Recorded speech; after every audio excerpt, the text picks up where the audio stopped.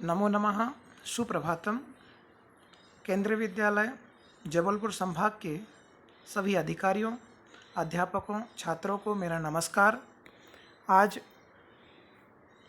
मैं संभव जैन, केंद्रीय विद्यालय क्रमांक 1 सागर मध्य प्रदेश से। आज हम माध्यमिक कक्षा के जो छात्र हैं, कक्षा 6वीं, 7वीं और 8वीं के छात्र जो हैं, उनके लिए सरल संस्कृत व्याकरण के अंतर्गत लिंग, वचन, पुरुष और धातु रूप का परिचय आज के पाठ के अंदर हम पढ़ेंगे। बच्चों, लिंग, वचन और पुरुष धातु रूप यह 6वीं, 7वीं, 8वीं समस्त कक्षाओं के लिए बहुत ही उपयोगी प्रकरण है। हम आज समझेंगे कि इनका प्रयोग कहाँ पर किया जाता है, क्या चीज़ है और कैसे हम पाठ पढ़ते समय इनका प्रयोग सीख सकते हैं। सबसे पहले लिंग। लिंग किसे कहते हैं? जिन शब्दों से पुरुष वर्ग का बोध हो वो पुल्लिंग कहलाते हैं। जिन शब्दों से स्त्री जाति का बोध हो स्त्रीलिंग शब्द कहलाते हैं। और जिन शब्दों से इस पुल्लिंग और स्त्रीलिंग को छोड़कर अन्य जितने भी शब्द होते हैं वो नपुंसकलिंग में प्रयोग किए जाते हैं। पुल्लिंग के अंतर्गत जैसे हमने पढ़ा है, राम, बालक, रवि, गुरु। राम और बालक ये दोनों अकारांत शब्द हैं। अकारांत यानी आ जिसके अंत में है। आकार, आ अक्षर यानी आकार। आकार जिसके अंत में होता है वो अकारांत कहलाते हैं। आप सभी की बुक में पीछे परिशिष्ट में संस्कृत व्याकरण के अंतर्गत ये दिए हुए हैं। और 6 क्लास में 6वीं कक्षा में हमने इन रूपों के बारे में पढ़ा है। जैसे राम के बालक की रूप, तो ये अकारांत शब्द कहलाते हैं जिनके अंत में आ आता है।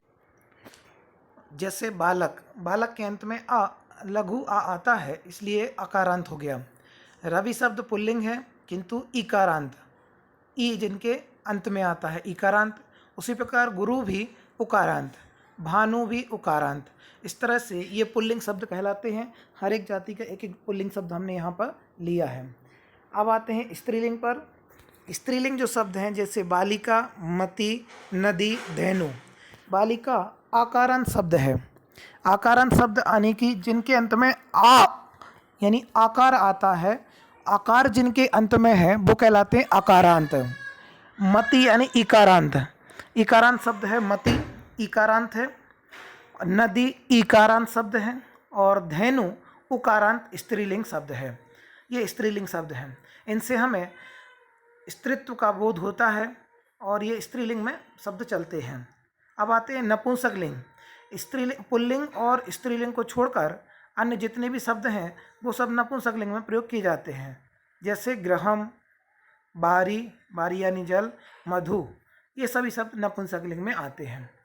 अब यहाँ हम आगे चलते हैं, देखते हैं कि पुल्लिंग, स्त्रीलिंग और नपुंसकलिंग में कौन कौन से रूप कैसे चलते हैं।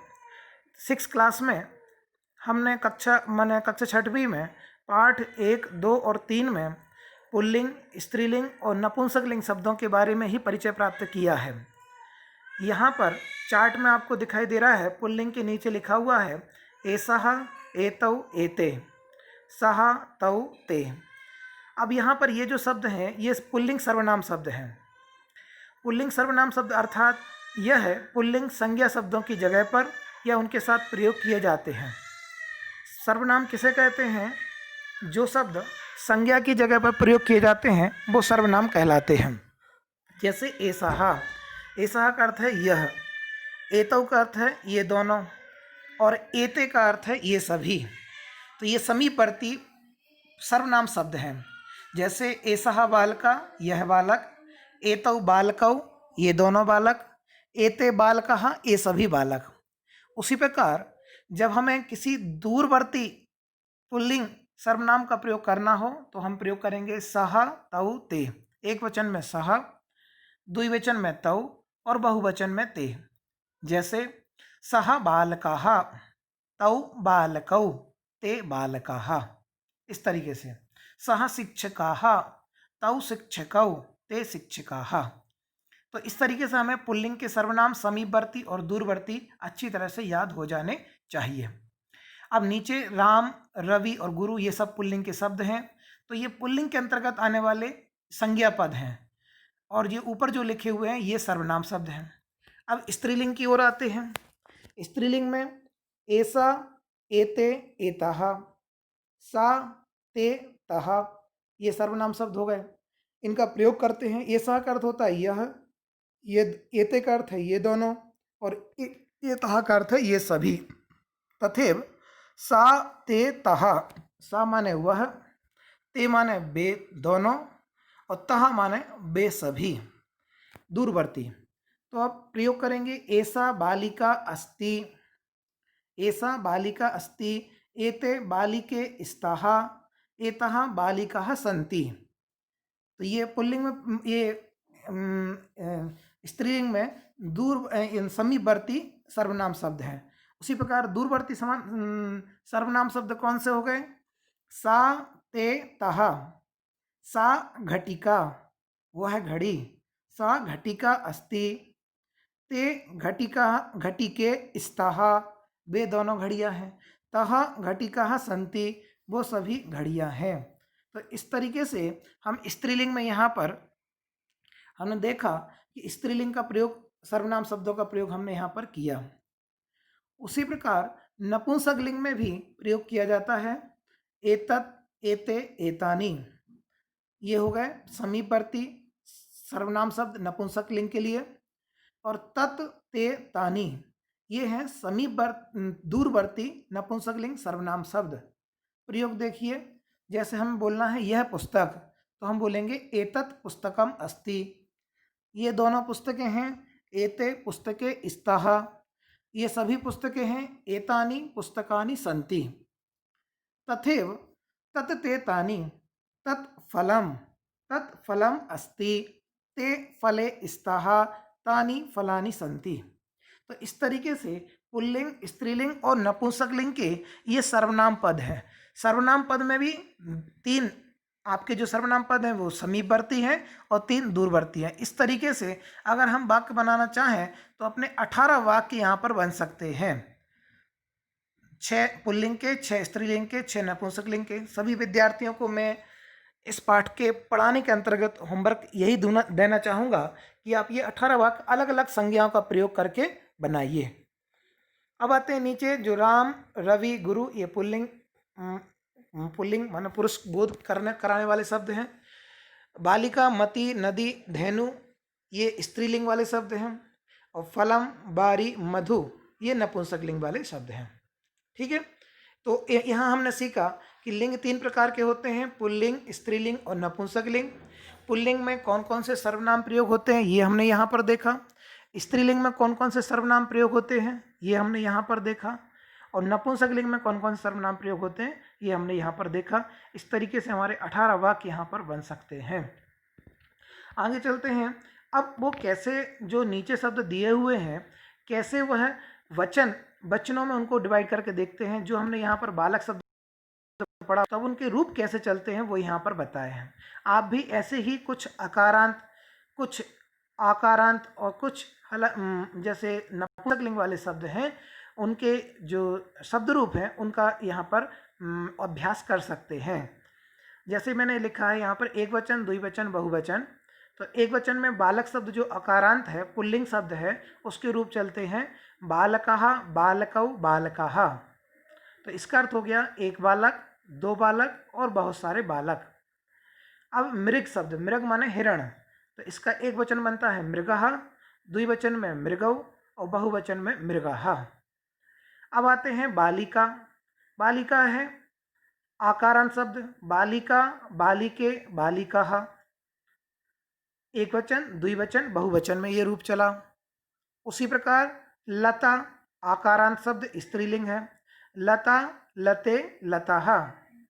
लता, लते, लताः, ये स्त्रीलिंग शब्द है, आकारांत स्त्रीलिंग शब्द। इसके रूप ऐसे चलेंगे। आप भी कोई शब्द ले सकते हैं, जैसे माला ले लिया तो माला, माले, मालाः। अभ्यास पुस्तिका, अभ्यास पुस्तिका, अभ्यास पुस्तिके, अभ्यास पुस्तिकाः।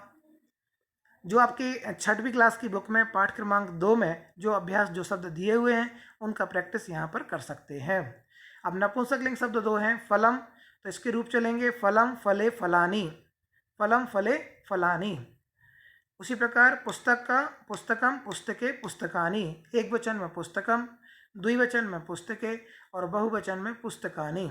इस तरफ से पुस्तकम, पुस्तके, पुस्तकानि यहाँ पर रूप बने। तो आपको यहाँ एक थोड़ा सा होमवर्क में ऐड करना चाहूँगा कि आप अन्य कोई दो दो शब्द और चुन करके उनके रूप जो आपके बुक में दिए हुए हों, ऐसे शब्दों को चुन करके उनका अभ्यास करिएगा।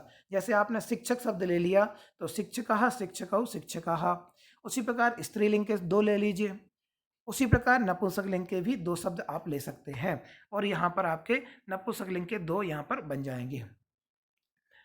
अब आते हैं पुरुष। पुरुष किसे कहते हैं?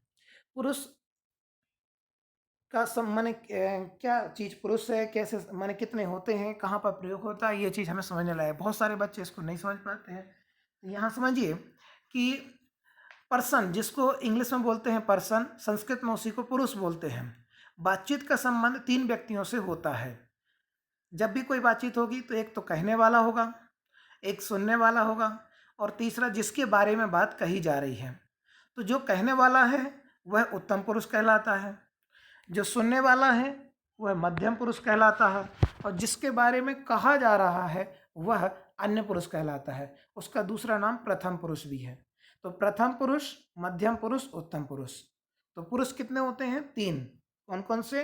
प्रथम पुरुष जिसका दूसरा नाम है अन्य पुरुष, द्वितीय है मध्यम पुरुष और तीसरा उत्तम पुरुष। जब मैं बात कह रहा हूँ, मैं अपने बारे में कहूँगा कि मैं पढ़ता हूँ, मैं जाता हूँ या हम दोनों जाते हैं, सभी जाते हैं, तो समझो कि वह उत्तम पुरुष में बात कर रहा है। जब मैं बोलूँगा तुम जाते हो, तुम दोनों पढ़ते हो, तुम सब क्या कर रहे हो, जब मैं तुम दोनों, तुम सब यानी त्वम, युवाम, यूयम बोलूँ तो समझो कि मैं मध्यम पुरुष के बारे में बात कर रहा हूँ। और जब इसके उत्तम पुरुष और मध्यम पुरुष के अलावा दुनिया में जितने भी कर्ता हैं उन कर्ताओं की बात की जाएगी, जितने भी सब्जेक्ट हैं, संज्ञा पद हैं, वो सभी अन्य पुरुष में आते हैं, इसलिए इसका नाम रखा गया अन्य पुरुष। प्रथम पुरुष भी इसको बोलते हैं। अब देखिए सारणी के माध्यम से हम इनको समझते हैं। यहाँ देखिए प्रथम पुरुष, मध्यम पुरुष, उत्तम पुरुष का मैंने चार्ट बनाया है। सह यानी वह, तो ये सह कहाँ प्रयोग किया जाता है? ये एक वचन में प्रयोग किया जाता है, बालक। तो जैसे सह बालकः, वह बालक, सह शिक्षकः, वह शिक्षक। तो ये क्या हो गया? प्रथम पुरुष के कर्ता हो गए। द्विवचन में तौ, तौ बालकौ, तौ का अर्थ है वे दोनों, वे दोनों बालक। ते का अर्थ है वे सब, ते बालकः, वे सब बालक। तो सह तौ ते, बालकः बालकौ बालकाः।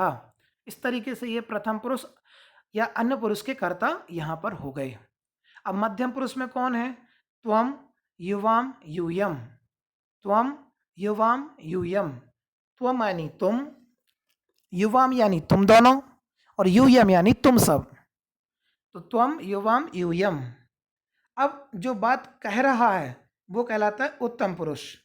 जैसे अहम, अहम यानी मैं, आवाम यानी हम दोनों, वयम, वयम यानी हम सब।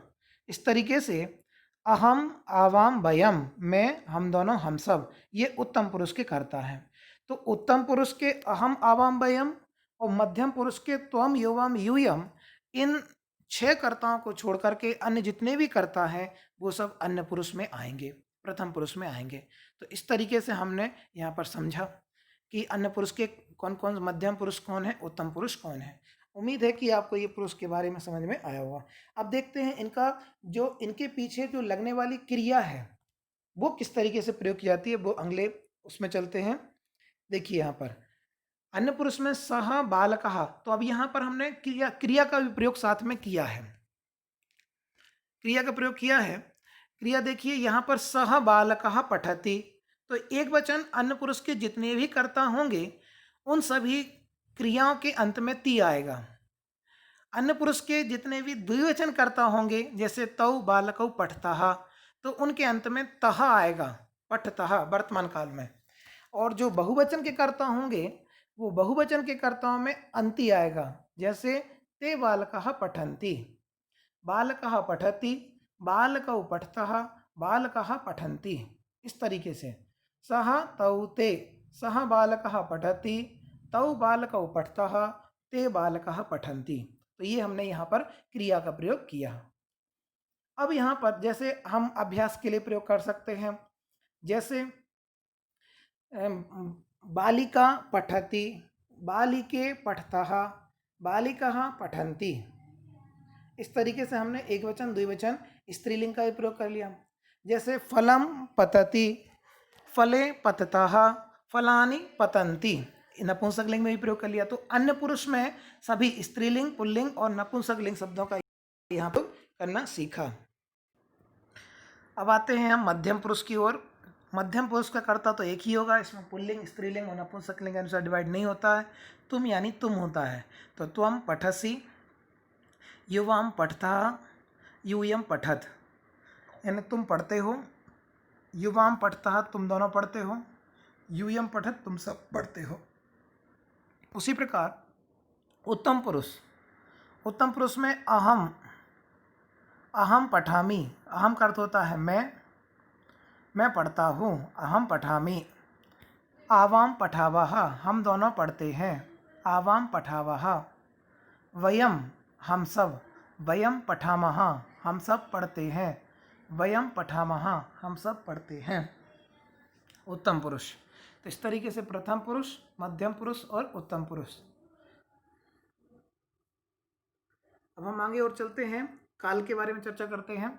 काल और लकार, कौन कौन सी लकार प्रयोग की जाती है। मुख्यतः संस्कृत में तो 10 लकारें होती हैं, परंतु आपके कोर्स में 4 ही लकारों का प्रयोग सिखाया गया है। यहाँ पर प्रमुख 5 लकारों की चर्चा की जा रही है। वर्तमान काल यानी लट लकार, यानी लट लकार वर्तमान काल में प्रयोग की जाती है। भविष्य काल में लिट लकार प्रयोग की जाती है। भूतकाल में लंग लकार प्रयोग की जाती है। आज्ञार्थक जो चीज़ें होती हैं उसमें लोट लकार का प्रयोग किया जाता है। और चाहिए अर्थ में विधिलिंग लकार का प्रयोग किया जाता है। तो यहाँ जो वर्तमान काल बताया है, वर्तमान काल, उसमें लट लकार का प्रयोग करते हैं। और जो भविष्य काल, फ्यूचर टेंस के बारे में बात करेंगे, उसमें लिट लकार, ये अच्छी तरह से याद कर लीजिएगा, क्योंकि आपके पाठ में वर्तमान काल, भूतकाल, भविष्य काल, अज्ञार्थक और चाहिए अर्थ में लगभग इन 5 लकारों के शब्द प्रयोग यहाँ पर आपके पाठ में आते हैं। तो हमें अच्छी तरह से ध्यान रखना है कि भूतकाल के लिए लंग लकार, आज्ञार्थक लोट लकार होती है और चाहिए अर्थ में विधि लिंग लकार होती है। अब जो बुक में आपके पीछे दिए हुए हैं 6th क्लास की बुक में, किसी एक धातु पठ धातु के अनुसार यहाँ पर प्रयोग हम सिखाते हैं, ये धातु रूप के अंतर्गत। जैसे लट लकार में पठति, पठतः, पठन्ति, पठसि, पठतः, पठत, पठामि, पठावः, पठामः। अब यहाँ पर अगर हम कर्ता कोई प्रयोग करना चाहें तो कर्ता का प्रयोग करते हुए हम वाक्य बना सकते हैं। जैसे सः पठति, तौ पठतः, ते पठन्ति, अथवा छात्रः पठति, छात्रौ पठतः, छात्रः पठन्ति। इस तरीके से त्वं पठसि, युवां पठतः, यूयं पठत, त्वं पठसि, युवां पठतः, यूयं पठत, ये मध्यम पुरुष हो गया। उसी प्रकार अहम पठामि, आवाम पठावः, वयम पठामः, ये उत्तम पुरुष के। तो ये जो वर्तमान काल के प्रयोग हैं, ये वर्तमान काल लट लकार का प्रयोग यहाँ पर बताया। पठति का जो होता है पढ़ता है, वह पढ़ता है, वे दोनों पढ़ते हैं, वे सभी पढ़ते हैं। पठति, पठता, पठन्ति। तुम पढ़ते हो, तुम दोनों पढ़ते हो, तुम सब पढ़ते हो। त्वं पठसि, युवां पठतः, यूयं पठत। मैं पढ़ता हूँ, अहम पठामि, हम दोनों पढ़ते हैं, आवा पठावः, हम दोनों पढ़ते हैं, आवा पठावः, हम सब पढ़ते हैं, वयम पठामः। तो इस प्रकार का प्रयोग समझा।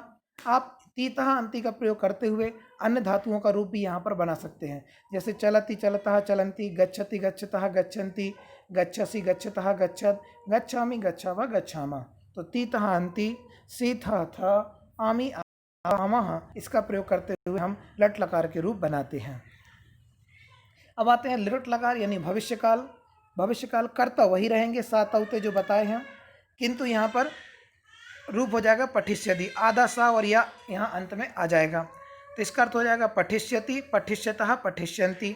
वह पढ़ता है, वे दोनों पढ़ते हैं, वे सभी पढ़ते हैं।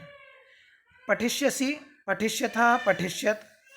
तुम पढ़ते हो, तुम दोनों पढ़ते हो, तुम सब पढ़ते हो। पठिष्यामि, पठिष्यावः, पठिष्यामः। मैं पढ़ता हूँ, हम दोनों पढ़ते हैं, हम पढ़ते हैं। यहाँ पर इस तरीके से देखा तो ये अगर हम भविष्य काल की बात करते हैं तो पठिष्यति का अर्थ हो जाएगा सह पठिष्यति, वह पढ़ेगा। तौ पठिष्यतः, वे दोनों पढ़ेंगे। ते पठिष्यन्ति, वे सभी पढ़ेंगे। पठिष्यसि, तुम पढ़ोगे, त्वं पठिष्यसि। युवाम पठिष्यतः, तुम दोनों पढ़ोगे। भविष्य काल की चर्चा चल रही। यूयम पठिष्यत, तुम सभी पढ़ोगे। मैं पढ़ूंगा, अहम पठिष्यामि, हम दोनों पढ़ेंगे। आवाम पठिष्यावः, हम सभी पढ़ेंगे। वयम पठिष्यामः, वयम गमिष्यामः, हम सभी जाएंगे। इस तरीके से प्रयोग किया जाता है। अब आते हैं लंग लकार यानी अतीत काल, भूतकाल की ओर। अपठत, अपठताम, अपठन। अपठः, अपठतम, अपठत। अपठम, अपठव, अपठाम। तो सह अपठत, उसने पढ़ा था। तौ अपठताम, उन दोनों ने पढ़ा था। ते अपठन, उन सब ने पढ़ा था। त्वम अपठः, तुमने पढ़ा था। युवाम अपठतम, तुम दोनों ने पढ़ा था। यूयम अपठत, तुम सब ने पढ़ा था।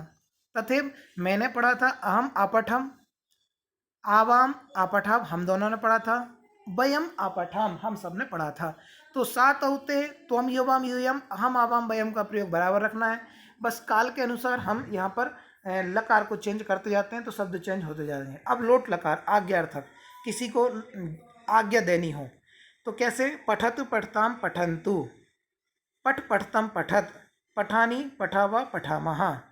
पठतु, तुम पढ़ो, सॉरी, सह पठतु, वह पढ़े। तम, तौ पठताम, वे दोनों पढ़ें। ते पठन्तु, वे सभी पढ़ें। त्वम पठ, तुम पढ़ो। युवाम पठतम, तुम दोनों पढ़ो।